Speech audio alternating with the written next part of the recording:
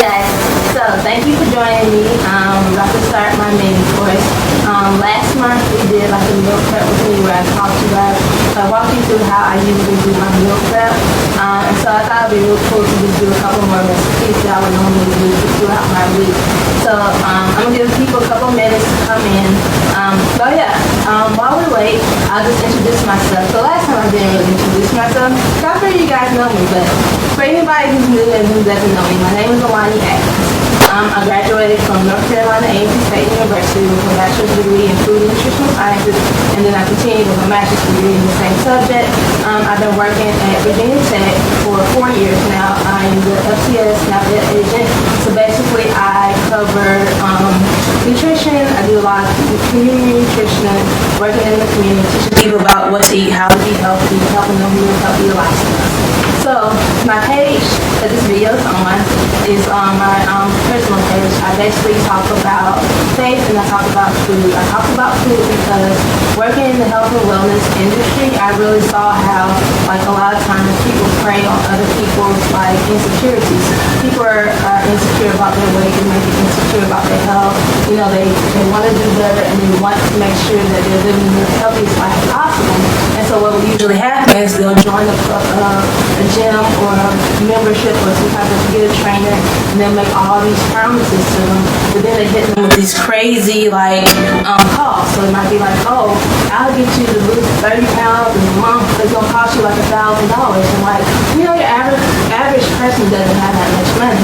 Or it might be something where like it might not cost a lot, but it will literally be like you're only eating salad, like lettuce for every single meal, and you're supposed to be able to sustain that, and that's not possible. So the one of the things I was really passionate about after really seeing this kind of like need is really getting that information out there. So making sure that other people know, like giving people tips and tricks of what they can do to help them with their nutrition, to help them live a healthier life. I also talk about my faith, I talk about nutrition, I talk about my walk with God, and I have a whole bunch of videos on just the different things that God has been revealing to me and showing me throughout, you know, just as I continue this walk. But today our focus is going to be on nutrition. So I'm doing 2 recipes today I'm really excited about. My first, we'll be doing them at the same time, but one of my recipes is a Spanish omelet, and I'll tell you guys all about that, how I learned about Spanish omelets a little later. And then the second one, I'm doing like an Alfredo. It's going to be like shrimp and scallop Alfredo, but instead of regular noodles, I'm going to be using zucchini. So we're going to be making zoodle, so I'll show you guys how to do that. Okay, so I'm just going to show you guys like the spices I'm using. I'm using pretty much the same spices throughout. So just some parsley, some chili powder because I like spicy food. If you don't like spicy food, you don't have to use it. I love garlic, top of garlic and everything. This one right here, we talked about this one last month. So if you guys haven't seen the first meal prep I did last month in March, check it out. But I told you guys I just found this at Trader Joe's. It's a umami multi-purpose seasoning bin. Guys, it is so good. Like use this. Like go find you a Trader Joe's and find like some of this. It's really good. It gives like a really earthy, really savory taste and flavor to everything you use it on. And so look, I find that when I use this, I really don't have to add that many more other spices to like wherever I'm cooking. So this has been like a game changer. So like get you some of this and get anything else. I use kosher salt, no particular reason, just because I have it. I'm using a canned Alfredo sauce. I could make my own, but honestly it's less than $2 to get a can. So it's like, just go ahead and skip that step and make it yourself. You know, use some can. I just got the creamy basil thyme. I wanted to try something a little different, so let me try this one. I have some chives. I have my zucchini for my zoodles. I have onion and potatoes, I have eggs, and then I have my shrimp and my scallops. I got my shrimp and scallops from in Danville. They have a store called Lidl. I think it's called Lidl or Lidl. I think it's called Lidl. But it's basically just like if you're familiar with Aldi's, it's just like that, but it's like a different brand of it. And so like they have like really good food, really fresh food, really good produce, really good like meats and everything, but it's at a lot cheaper price. So like literally I got a whole bag of like scallops for like $4. I think the shrimp for like $5. They were already clean, and the tails were off.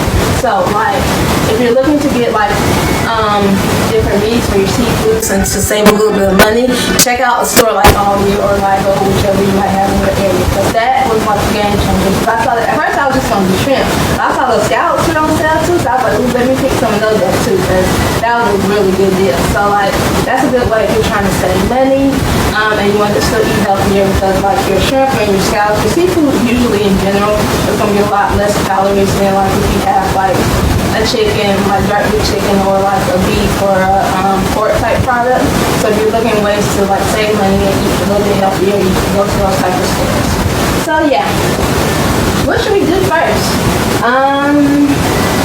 Let's do our Alfredo first. I think that'd be cool. So I have this machine, right? This is a spiralizer. I got this from Target.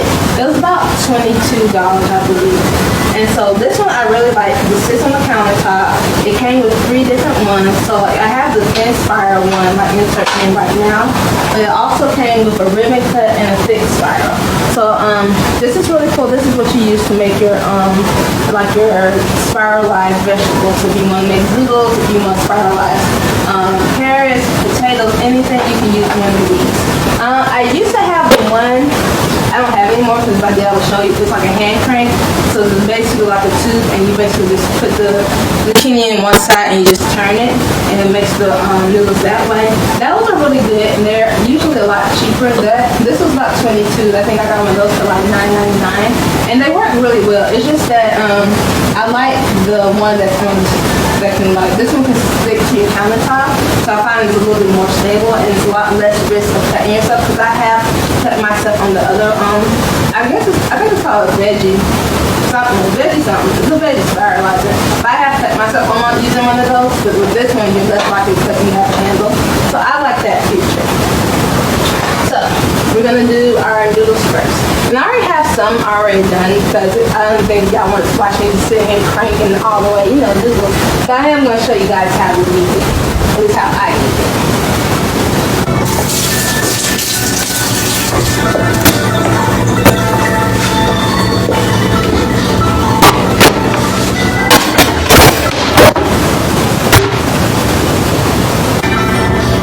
Okay, so I already washed all of my vegetables. Like I did that before I even like brought them over here. So basically, what the first thing you want to do is cut off the end point, because if you put this in either side, it's going to kind of like mess it up. So you want to try to get just an even cut. You can cut the bottom part too, but you really don't necessarily have to, because you probably won't spiralize all the way to the end. And that's the only thing you have to do as far as prep. For this one, I like to just have a bowl to kind of catch it. So at the end, and then that way, so it won't be all over the countertop.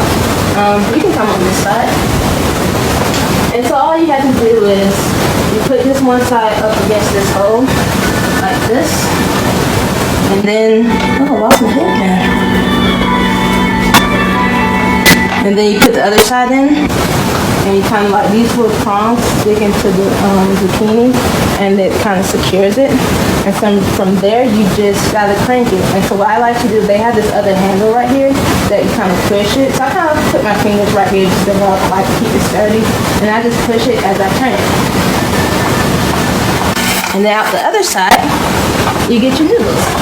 Now sometimes, just depending on the shape of your zucchini, they won't be like completely perfect. You might get like those little moon shapes. But it's okay, because most of it, for the most part, is going to spiralize. So like I have some really long pieces in there. This one was kind of irregular in shape, so that's why you get some pieces that kind of look like this. But for the most part, I'm still getting like the longer noodles as well. Now, do you need to go out and buy one of these machines, or even the smaller one, the spiralizer? Not necessarily. If you never had Zoodles before, I would kind of recommend you could just like buy some in the store. So I went to Food Line today, and they had the spiralized zucchini, and it cost $3.49, and it's for 12 ounces. But the reason why I like to just go ahead and spiralize it myself, one, because I already have the tools, but because I got 3 zucchini, which was about 1.5 pounds of zucchini for $1. So I'm really saving money by just doing it myself, and it's not like it's a lot of work, especially once you invest in the tools to make them. So, but if you've never actually ever had want to kind of like try it, you can just go ahead and buy them already spiralized, and then you just give it a try. If you were trying to save time on your meal prep as well, buying the ones that are already spiralized will help us too. So I have those, and that's my whole bowl of noodles. So I'm gonna put this off to the side.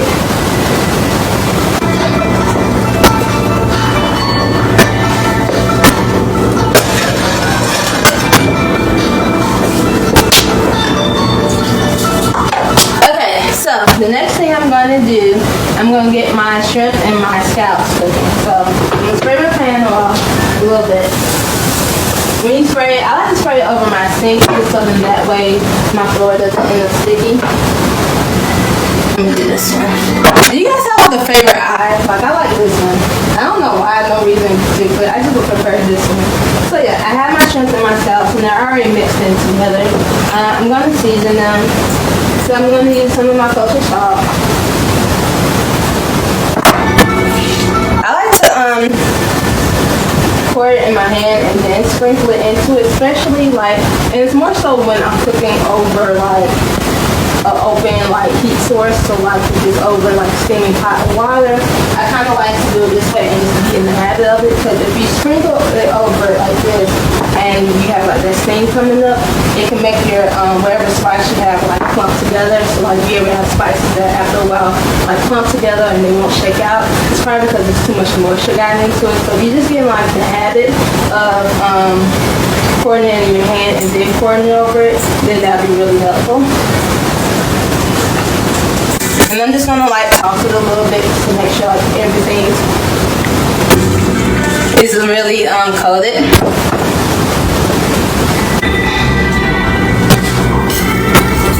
So then the next one, I'm gonna use this garlic and the some garlic in there.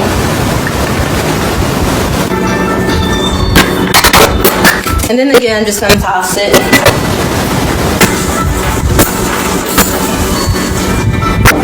And then I'm going to use the umami seasoning and stuff. I think I might use some pepper too. That'll be the last one. So that and the pepper one, the chili pepper, just because I want it to be a little bit spicy. So then that way, I like to have a little spice to it. So we're going to use some of this. And then we're just going to toss and toss and toss. When it comes to cooking your seafood, really any meat, but like particularly when you have like seafood, one thing is you don't have to cook it for a long period of time. Particularly because I like to meal prep, so usually I'll be like having some that I put aside, put in the refrigerator and reheat later. One thing that you can do is, I wouldn't necessarily undercook it, but you want to make sure that it's just cooked, and that way when you reheat it, it doesn't get like overcooked. So with scallops, particularly these that are really this small, it literally only takes like a couple of seconds, like 30 seconds on each side. When it comes to your shrimp, once it gets a bit opaque, then that's when you just flip it over, maybe a minute tops. You don't want to wait until it looks like it's completely done, because if it looks like it's completely done, that means by the time you actually eat it, it's going to be overcooked.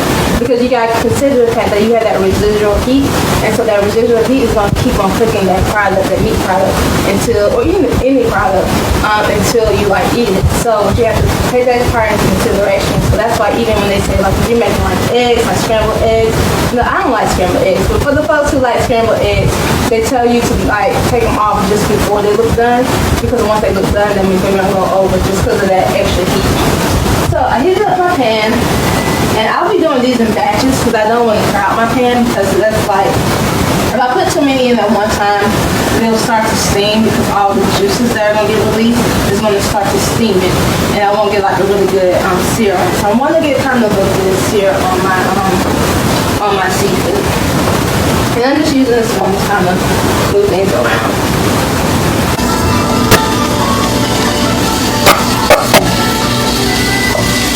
And so I just want to put it in like a small layer, like one single layer. I don't want anything to like be crowded or on top of one another. And then we're just going to let that go for a couple of seconds.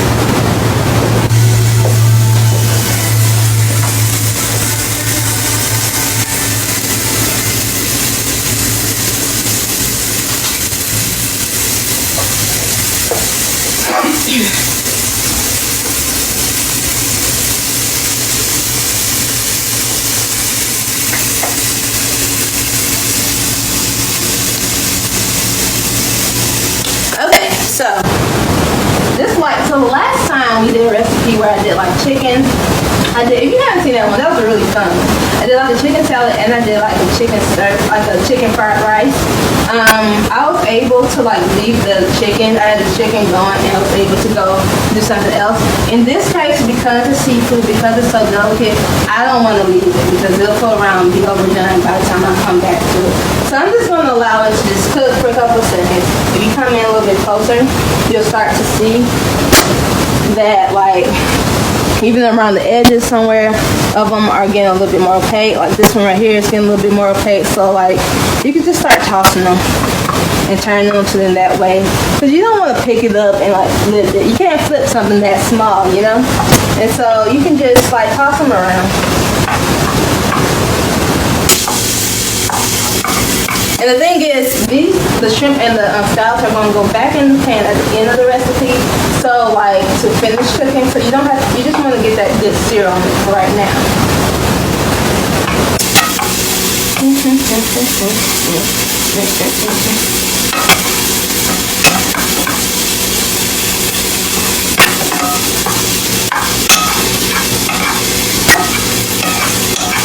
So you can come back in and you can see how just that quickly, and my pan is only on about medium, so it's not even that hot, but just that quickly how they're already starting to turn really opaque. So like really my scallops are pretty much done at this point, and like maybe 15 more seconds on the shrimp and those will be done as well.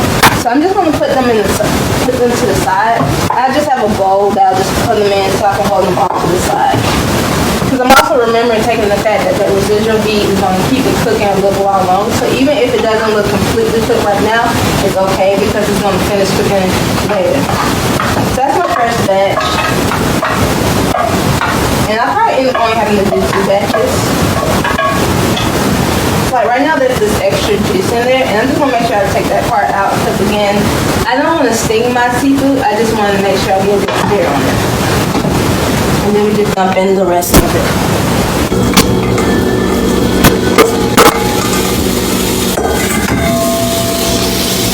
And then again, I'm just spreading the sauce, so then that way I get a good sear on everything.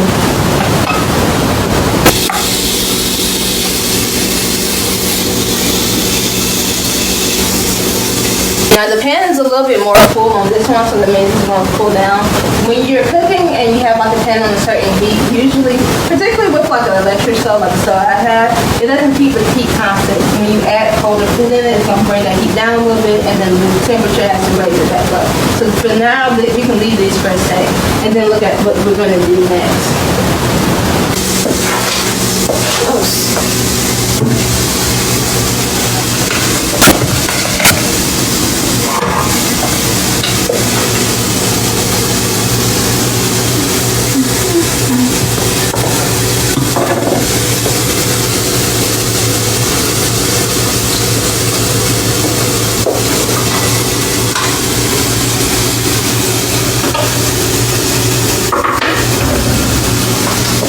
Okay, so the next thing we're gonna do is we're gonna start on our Spanish omelet.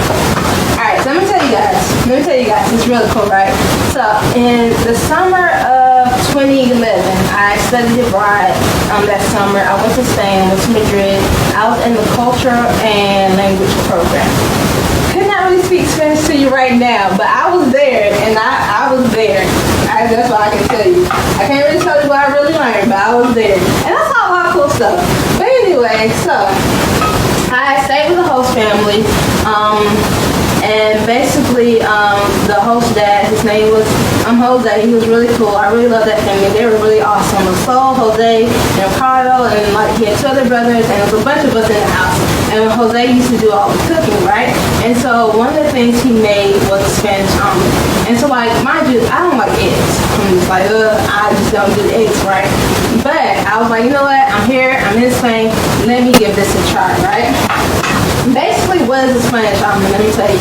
So it's almost like a frittata. So like if you had like egg, and you know they have like the different things. Like they might have like meat, they might have cheese, vegetables, all that kind of stuff, and they kind of like bake it, and they might cut it like a pizza slice. It's kind of similar to that, except for this. The base of it, most of it is potatoes. So you have your potatoes. You can use sliced potatoes. Today we're going to slice potatoes, but you can also use cubed potatoes.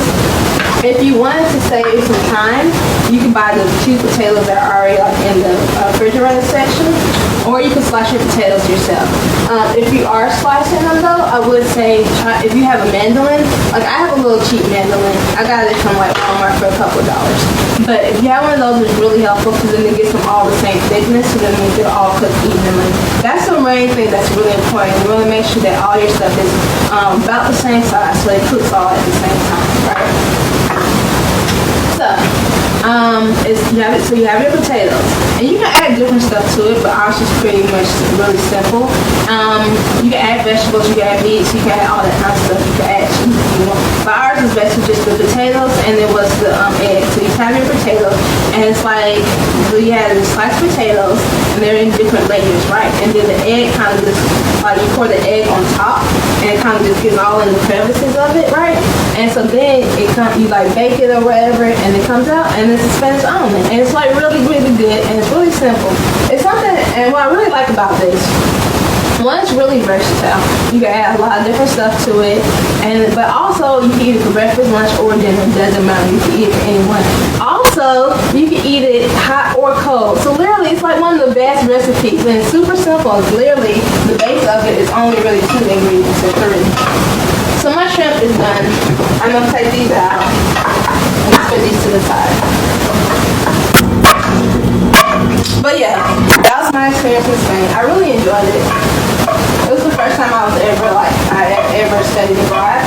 So that was really exciting. And I learned a really cool recipe about it. So yeah, we'll come over this way. So I'm keeping the skin on my potatoes. You can put them if you want. I washed it. Like I have a really good vegetable brush, so I make sure I scrubbed it. But I don't mind having the skin on my potatoes. I know some people aren't really into that. So what I'll just cut off the ends though.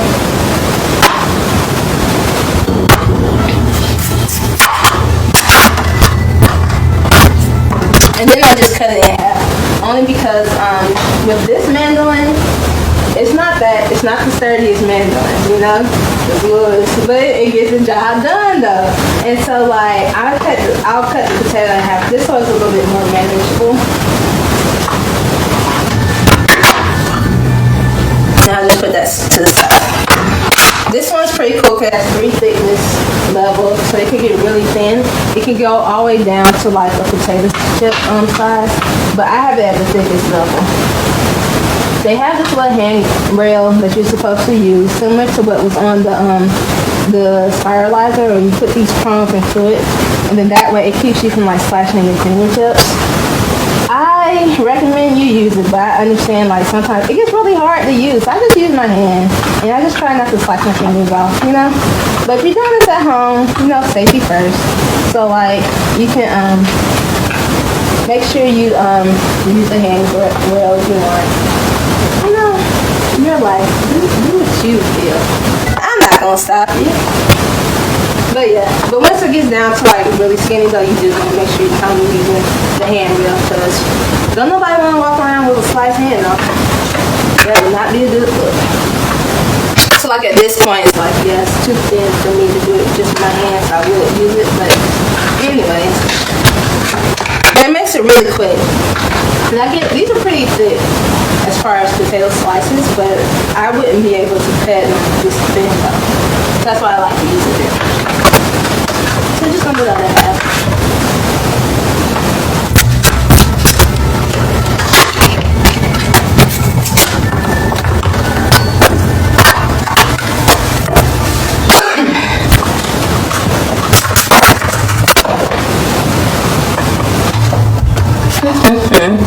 Now with the Spanish omelet, I'm gonna do it a different way than I normally do it. It's gonna be really exciting. Hopefully it comes out right.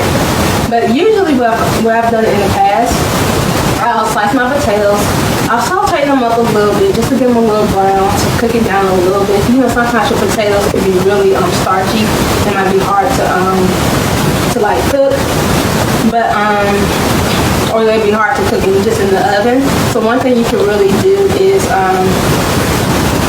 cook them ahead of time first, and then put them in like the pan, whatever pan you're using.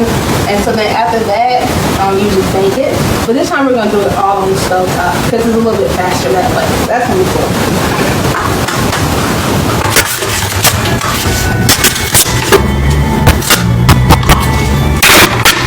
Okay.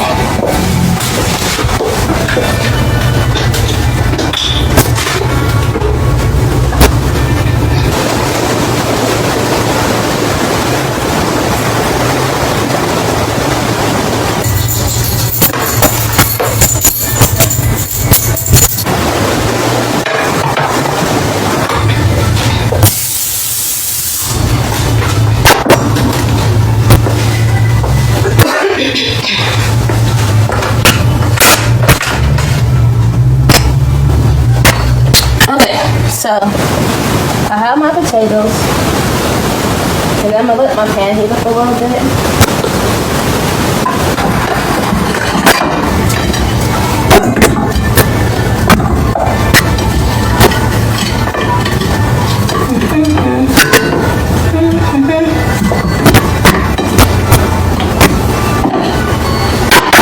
I'll season them with a little bit of salt and a little bit of garlic. You can really keep the seasoning really simple on this one.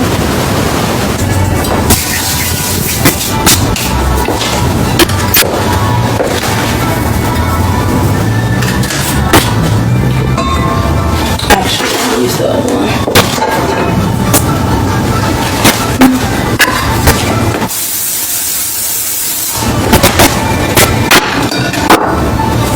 You want to make sure you get like a pretty decent sized pan, especially since these are pretty big. And make sure that you have a room so you only do like a single layer. Anytime you're trying to really brown something and really get a good color on it, you want to make sure it's like on a single layer. That they're not stacked on top of each other.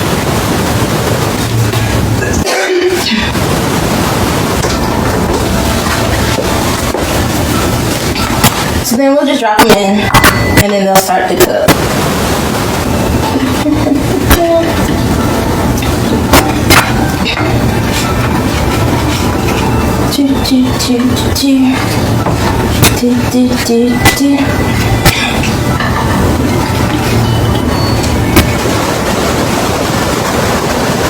Okay, so I have to do these in 2 layers just so I can make sure everything gets really brown.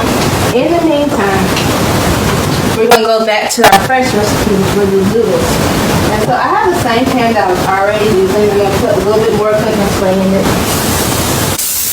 just to make sure that it doesn't stick. And then we'll put that back on the heat. Actually, let's switch these two.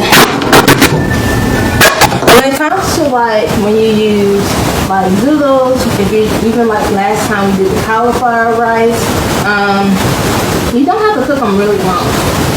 They're already a lot smaller than they would be if they were whole, and like they're vegetables, so you don't want to cook them too long anyway, because then they're just going to turn to mush. So you want to make sure that you're only cooking them for a little bit of time. So like literally like 30 seconds, and you're pretty much done.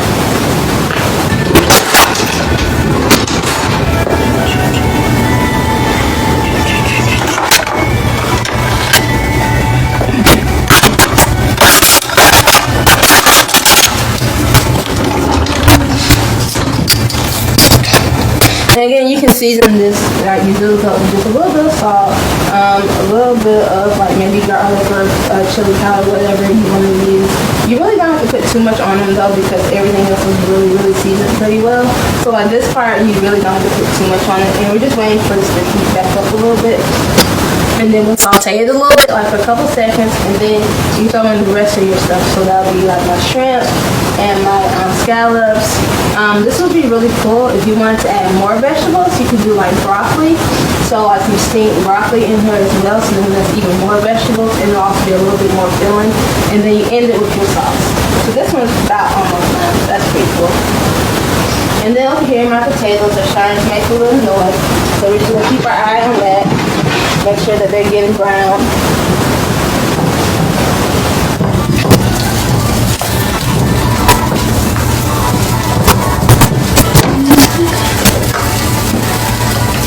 Alright, and so then we just dump these noodles in. And so like I did a whole bunch. That was just one zucchini, but this is 2 more. So I did some before I started talking to you guys, just so it'd be a little bit quicker. But yeah. When it comes to zoodles, they cook down a little bit, but not a lot. You know, like if you have like spinach and you have like this stack of spinach, and when you kind of get done cooking it, it gets really like only like a cupful. It won't really happen that much to the zucchini, particularly because we're only cooking it for a short period of time. And I just kind of like to toss it around. In this case, we're not trying to brown it. We're just kind of basically trying to heat it up. So it's okay that it's not one single layer. Any other case, you would kind of want it to be one single layer. In this case, it's not as necessary. It's just really trying to like heat it up, heat it through.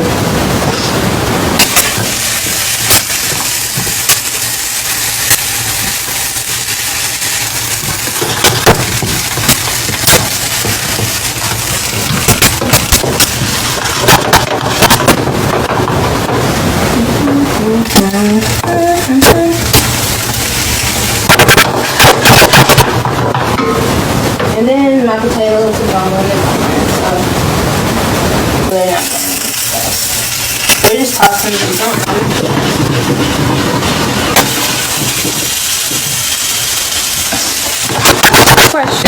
Questions. I love questions. Shoot.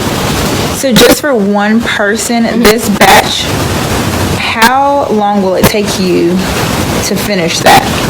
So, let me see. I did 3 zucchinis. So that would be roughly about 4 days, roughly. Only because I might be a little bit more liberal with my sizes.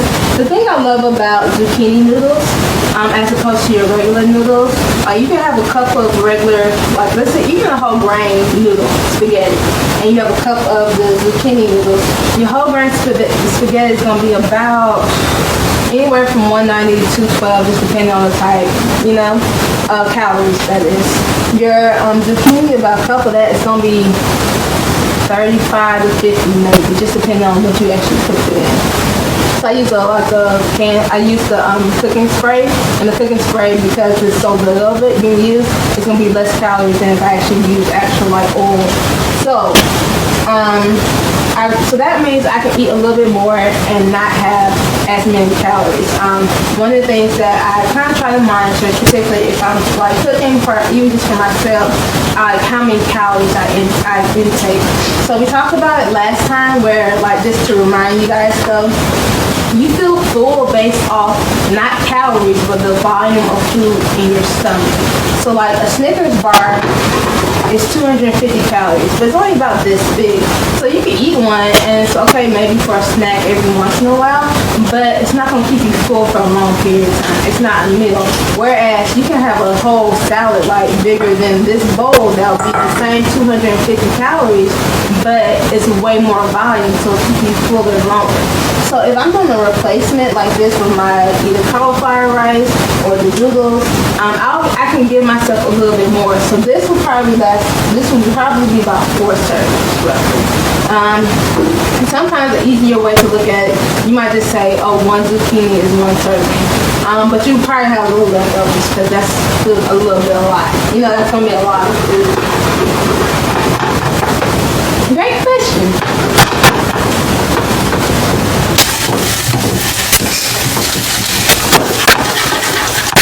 So this is about as far and as long as I want to cook these noodles. They didn't really change much in color. They I think it shrunk down a little bit. So I think it was like about up to here, and it has gone down a little bit, but that's about as far as I want to take it. And we're still waiting on these here potatoes to get done. Question. Does cooking the potatoes in the pan or the oven make a difference health-wise? So, here's the thing. If you look up a Spanish omelet recipe, like just Google one, they're probably going to tell you put it in use actual vegetable oil or something, and actually fry the potatoes. That's what they're going to tell you to do, right? And so that's going to be a lot more fat now into this dish. I use the cooking spray, so the cooking spray has a lot less calories than the actual oil. So So in this particular case, the difference is not going to be that big, right? Because there's not a lot of oil in here. If I was to do it the actual recipes way of actually frying my potatoes like you would almost like a French fry, it would be a very big difference. There would be a lot more fat in it. But still, you're not eating that much of it, so like you can control your portion size, and that will fluctuate your how many calories are in it. But if you're just baking it, you wouldn't use oil like to cook it first. You just there wouldn't be any added oil, so that'd be less calories that way. I've done it where I didn't cook my potatoes first and it still comes out fine. Only thing you run into if your potatoes are too thick, then you might have a bit of an issue. So I will probably turn my mandolin down one side if I'm not going to cook my potatoes first, and I'm just going to cook it all in the oven at once. I will turn my mandolin down one, just so that way they're a little bit thinner and they'll cook easier. Because what's going to happen is if you're cooking it in the oven, your egg you don't want your egg to be super done, overdone, waiting on your potatoes to get done, you know? So if you go down one, you're going to have to, like one side, so a thinner potato, you won't have to have that issue, and you'll have less calories that way because you won't have that added fat to it. Good question. Follow-up question. Is starch like a carb? One second. So none of these, I'm going to put those to the side. So when you're thinking about carbs, those are like, okay, so you have carbs, you have protein, and you have fat. Your proteins are going to be your meat, or even like your, there are plant-based proteins, so that's your soy, those your beans, your nuts. There's some grains that have a little bit of protein in it, not that much, but mostly if you're thinking protein, think meat. When you're thinking fat, think butter, think oils, those type of things. So everything else just about will probably be in that carbs category. That's all your plants, that's all your fruits, your vegetables, your starchy vegetables. So your starchy, like potatoes are vegetables. Carrots are still vegetables. Corns are still technically vegetables, even though we don't necessarily categorize it that way. When you're looking like at the food pyramid or my plate, it will separate like your grains out, but it's still a plant. If it's a plant, it's going to be in that carb category. So, good question. My noodles are done, so now I'm just going to add back in my shrimp and scallops. And they're already cooked, so now I'm just combining them, making them married, making them happy, add them together as one.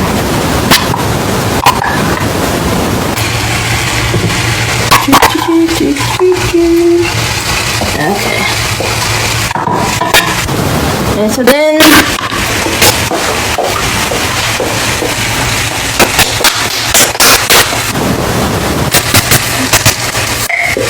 I'm just going to add some of my sauce. And so on the container, it tells you a fourth of a cup is one serving, and that's 90 calories, which isn't bad at all. It's actually pretty good for you. It comes to a cream-based sauce. 90 calories for a cream-based sauce is actually really good, right? Where we usually have trouble is the fact that we'll typically do more than a fourth of a cup. We might do like half a cup. Specifically, if you're like the type who will like put your noodles down, put the meat down, then pour the sauce on top, you're going to likely have way more sauce than you need, right? So you could measure out literally 1/4 of a cup and do it that way. The way I like to do it, it makes it a lot easier. It tells you that there are 7 servings in this one container. And this is the great thing about pasta. Like, it's the easiest thing. If you want to meal prep and you want to start slow, do a pasta dish because it's going to be the easiest. So it's 7 servings in this can. There's 7 days in a week. So if you literally plan out 7 containers and like divide it all up, even if it's not exactly the same for each, you already know that, okay, over this course of this week, the 90 times 7, that's however many, 630 calories came from that sauce. And so you know that, like, at the end of the week, that's how many calories you got from your Alfredo sauce or whatever you use. So, like, pasta is really easy in that way because you can look at it based off of food. So, like, you can divide it up basically 7 servings, and usually your pasta is going to be 7 or 8 servings, so it makes it really easy as well. So that's one of the things I like to start with. So I'm not going to use this whole can because this is only about 4 portions. So I'm going to use about half of it though. One other thing you can do is mix it ahead of time, and if you toss it like in your sauce, if you toss your pasta and all that in your sauce, you can end up using a lot less as well. Because you really just need to coat it. You don't want to have too much. Like, you don't want your noodles swimming in sauce. No, that's not cool. And it's a sauce. And we just get it nice and airy.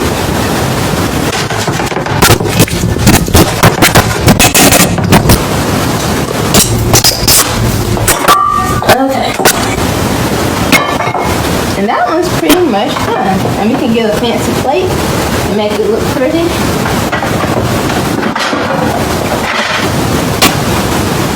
When I meal prep, I usually like to do this at my first day where it's like a little cute, like, oh, let's make it look nice. Because literally the rest of the week we're pretty much eating out of, containers. And so, let's make this one. So I like to make the first day pretty.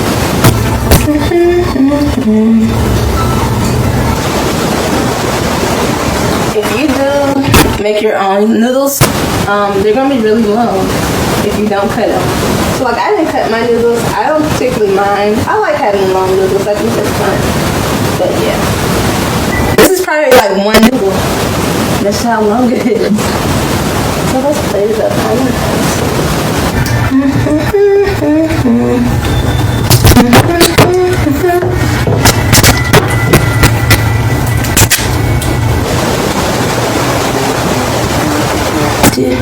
Let me get some shrimp. Make it real fancy like they do at the restaurants.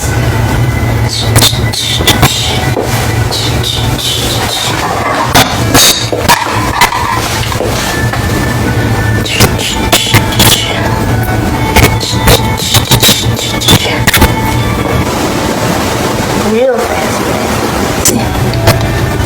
And a couple scallops. And yeah, that's pretty much it. That's our first one. So yeah, we got our Alfredo and our Zoodle and shrimp. So yeah, now the Spanish omelet. So this one is done, and like I would normally from here just put it in the rest of my containers, but we're just gonna knock this one out the way. Put it down in the back. So I bet you guys are like, okay, let's get to this Spanish omelet now. So I want to see how this one turn out. And I'm like, ooh, me too, because who knows how this one will turn out. So like I told you guys, I typically bake mine, but it's not a fun cooking show if you're just watching me stand in front of the oven, you know? So I have my potatoes already kind of sauteed up. I fried some earlier. I pan fried them earlier, right? We're gonna add some onions to it, and just saute those up right quick.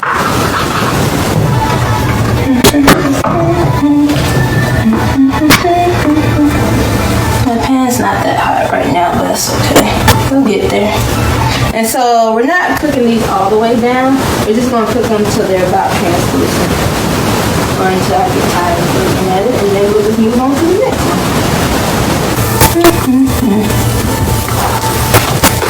Hey guys, remember last time we talked about this? When it comes to like your garlic, your onions, those are vegetables, so you count those as vegetables too. So I know a lot of times we think of them just as seasonings, but they're vegetables, so you can count them. You can count them in your serving of vegetables.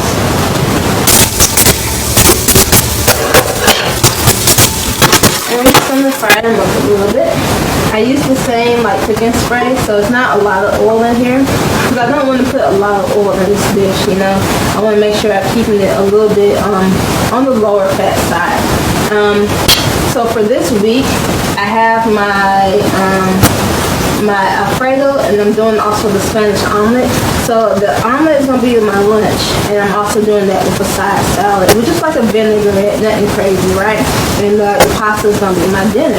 So like for breakfast, just because these are both kind of a little bit on the heavier side, particularly the lunch one is a little bit on the heavier side. So I typically either eat granola, oatmeal, or cereal for breakfast. So this would be a granola bar, just so I can keep that balance. Sometimes I'll go lighter on my breakfast, so then that way I can eat a heavier lunch or dinner, or vice versa, just depending. It's all about making sure you keep that balance. And so one thing I like about the Zoodles, they're less calories than your regular noodles, as we talked about. So that's a really good alternative. A lot of times when people want to cut down the calories on pasta dishes, what they'll do is they'll use like a low-fat sauce. So their sauce will have less fat in it.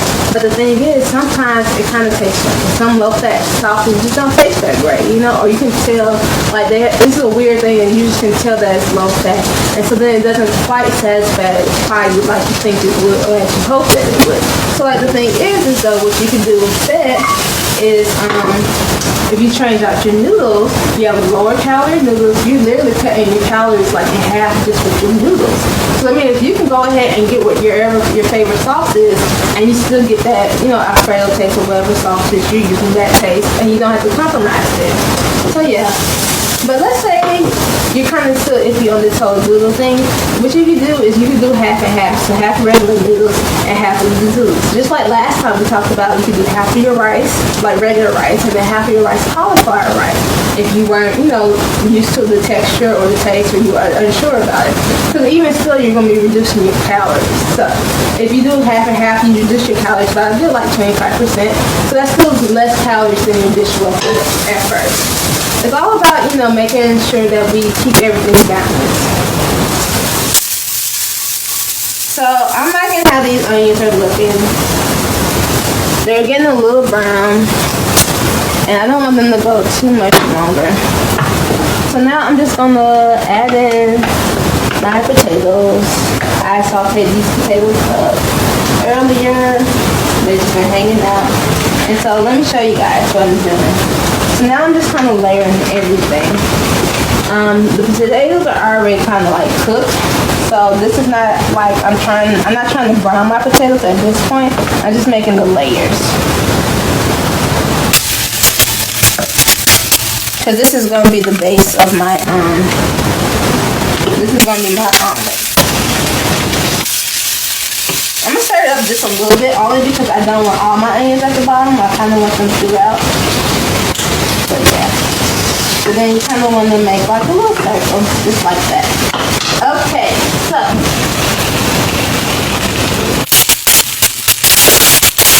The next part of this is just you add your eggs, right? So we're going to crack up some eggs.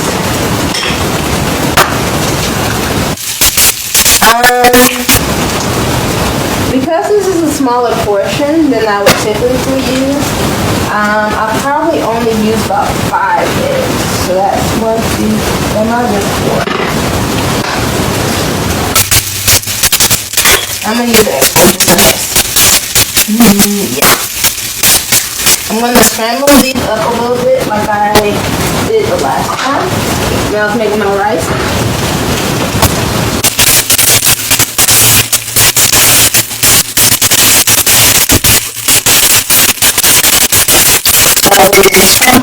Scramble. We just want to break up the yolks.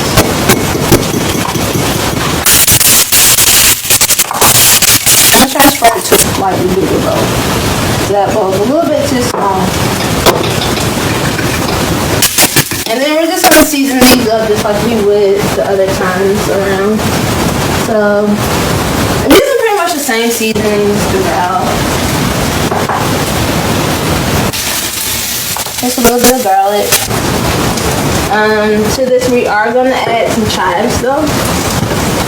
So like chives are really good. Just if you think about baked potatoes, especially loaded ones, typically have chives in them. So that's a really good one to add. So just gonna cut these up a little bit.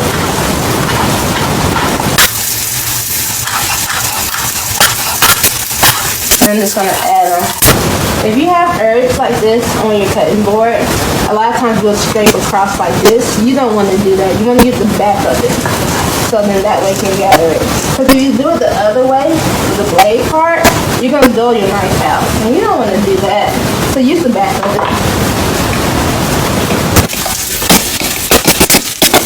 And so now I'm just going to pour these on top. And it's going to get in all the little crevices. And it's going to cook. I'm shaking in the pan a little bit just to make sure that it's kind of like one piece. That's what we're trying to do, right? So here's the part. This is like, ooh, the little bit nervous part, right? At some point, I have to flip this thing, right? And so you get a plate, you put it on top, you flip it, and then you slide it over, and then you cook the other side, right? So hopefully that works. We're gonna try it. It's gonna be great. I'm excited.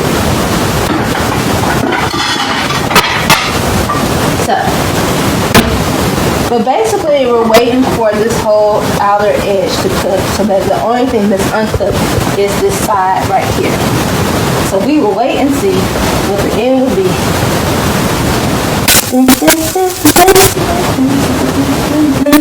Dance break. Maybe you have a question.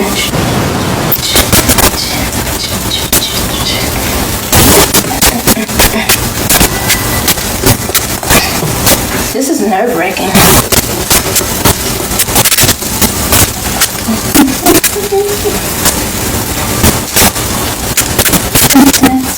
So, oh, you want to say something? Question. Go ahead. If it was put in the oven, how long do you set the timer for? Okay, so it really is going to depend on your size. I typically do mine in about a 9-inch circle pan. I can show you the hold on. So typically, this is the size pan. This is a 9-inch cake pan. This is what I typically use. I typically would do about a dozen eggs in this one. Here I only use about 6 or so eggs. I would put it on about 375, about 30 to 40 minutes, just depending on your oven. One thing you're going to look for, if you have a thermometer, just check after like 30 minutes the temperature. You want your internal temperature to be 165 degrees to make sure it's cooked all the way through. But usually that happens about 30 to 40 minutes or so. I did a smaller one earlier just in case this doesn't work out. You got a backup just in case. It's actually in a ramekin just like this. And that took about 25 minutes. So really your size of your pan is going to make a difference. But yeah, if it's this size, about 30 minutes or so.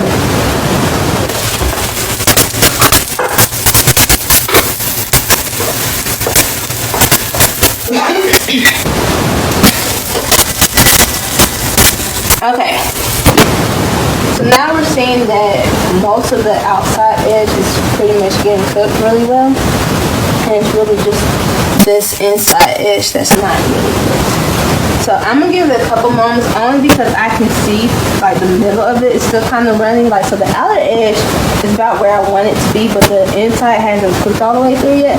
So I'm gonna wait a couple more moments for that to cook.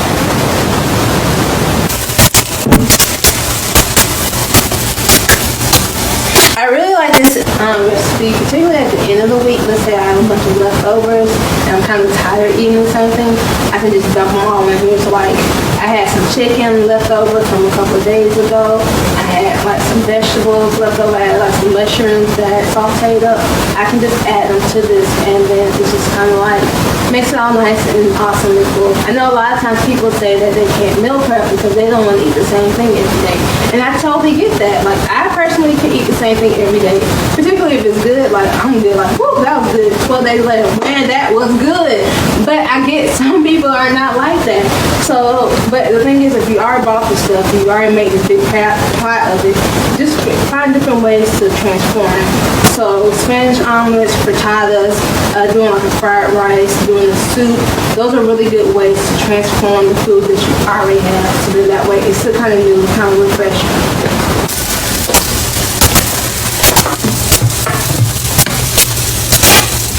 Okay guys, this thing is about ready, but I'm just stalling because it's flipped. I'm just like, ooh, I don't know how that's gonna go. I've never flipped one one of these before, and I decided to do it live on Facebook because why not? You know, I can do all things. Let's do a little runny though. So we're gonna put a safety blanket on. Let me see. This is the right one. Just so we're just gonna cover it for a couple moments. Just so it sits a little bit more. Man, oh man, once you flip it, you only got one time to flip. If this was a cast iron pan, I could do the bottom part on the stove and then finish it under the broiler in the oven. But because it has this rubber handle, I can't do that. Or I mean, I could if I held it, but I'm not about to hold something under the broiler. Burn my whole hand off. Okay, guys. Ooh, no, not yet. We gonna give it about 60 more seconds.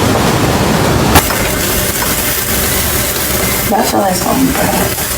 Alright, so if this goes everywhere, we got a backup, no problem, no worries. So we'll just have scrambled eggs, and then we'll eat the other spinach on the half.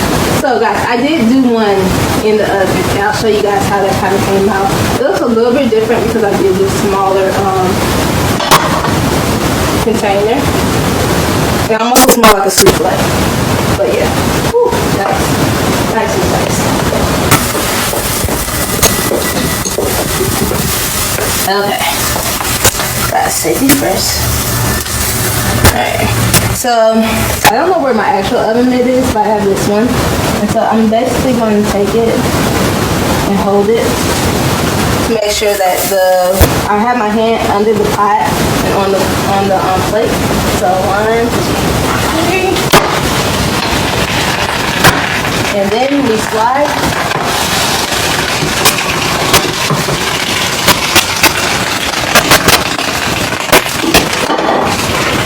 Woo, yeah. Now this other side is only going to take like 30 seconds. This is basically already done. Ooh, child. That was never. So let's get a cool plate.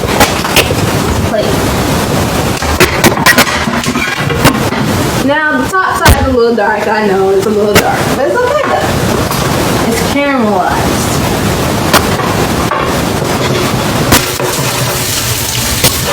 Alright, so safety first. I'm going to check my temperature just to see.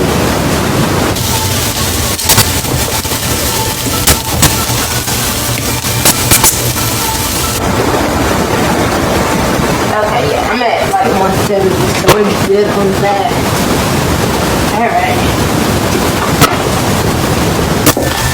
And that's our Spanish omelet. Darkened, blackened, Spanish omelet. So, I did one earlier, and this is kind of what it looks like when you, this is what it looks like when you bake it. This is how it kind of came out. And so it's a lot more even coloring just because it wasn't one heat source, it kind of surrounded it. But it's crazy. When I first took this thing out, it was literally like this high, right? It kind of like condensed a little bit. That thing was huge when I first took it out. Almost like a souffle. So yeah. Actually, I can take this one out just to show you guys what it will look like. Just so we can kind of compare. Let's just turn this one out. Let's see.